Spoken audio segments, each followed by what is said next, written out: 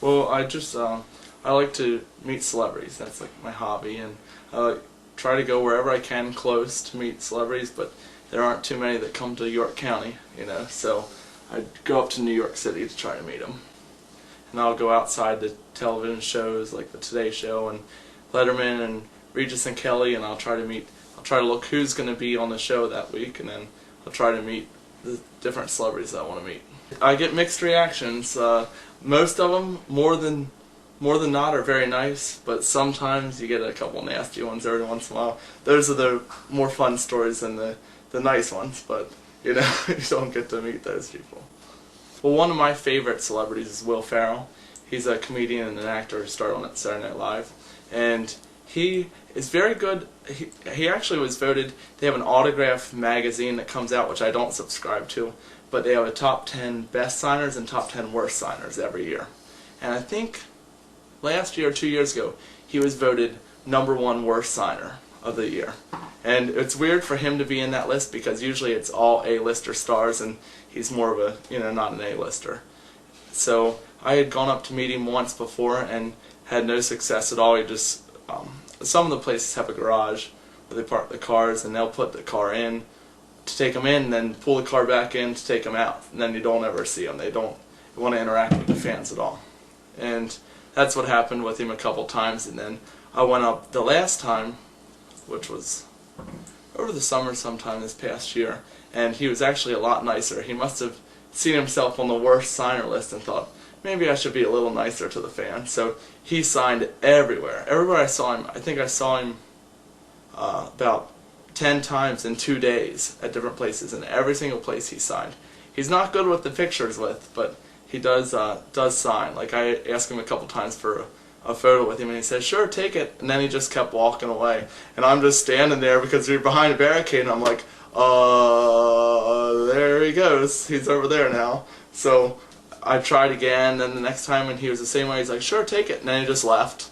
And then one time he just went into the car. He was standing beside the car, and right when I went to take it, he got in the car. So he knew that I was trying to get it, but he, for some reason, didn't really want to do it. Some people say to me at work and different places, they go, oh, you're a paparazzi. And I'm like, no, I'm not a paparazzi. I don't have a $100,000 camera and push people over to get to the celebrities and everything. Probably about 6 years or so I've been going up to New York on and off. I started out just going once a year, and then I go twice a year, and now I'm going 2 or 3 times a month sometimes. This is my paparazzi camera, I guess you could call it. I mainly take my little point and shoot camera. It has face detection, and I've gotten myself trained to take most of my pictures by myself. I just hold it out, focus it on myself, and turn it a little bit and take the picture with this. And some celebrities are amazed that you can do that. I thought it was just something that most people know how to do. Like the one lady from The Office, I have a picture of her, and I took a picture with her, and while I'm taking it, she goes, wow, you're going to take that yourself? That's really good. And I'm like, could you stop talking? I'm trying to take the picture. And then I have a real little point and shoot camera. It's just nice and thin. I like to use this one to take into places that say you can't take a camera. Matt Damon was the first person I ever met, and he is always nice to his fans, and I've never heard one person say that he's not been nice to them or not taken time to actually stop and listen to you and meet you and talk with you, get a picture with you, sign whatever autographs you want. A lot of the bigger name celebrities, you'd be amazed that they're the nicest ones, and a lot of the D-listers are the meanest ones. The people that you would never guess that Will Ferrell would not be nice to his fans. You'd think he'd be the nicest person because he needs all the money. He needs the fans to support him. I met Johnny Depp once. I haven't been able to get a picture with him yet, but I'm sure I will be able to.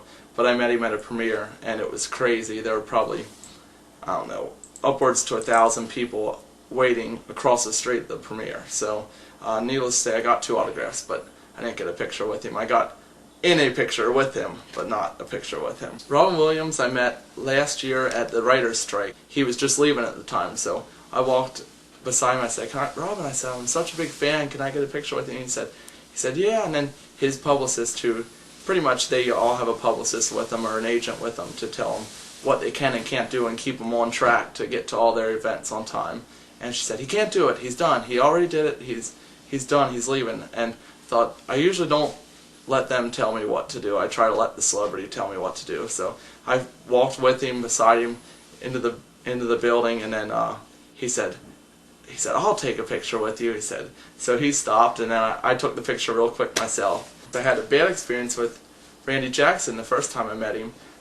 There were only about 3 people waiting. It was cold outside, and it can get really cold and windy in New York. And I asked him for a picture, and he said, "Oh, not now, dog. I'm in a hurry. I gotta get going." And then I thought, after that, I was like, I'm never ever gonna go get that guy again, because it ruined it for me. And I got Simon, and he couldn't have been nicer to anybody, and Paula couldn't be nicer. One time when they were up doing promotions again, I was up in New York to meet someone else, and then I ran into Randy Jackson. He couldn't have been nicer to me. So that just goes to show you that one bad experience could, might not mean that they're always mean to you.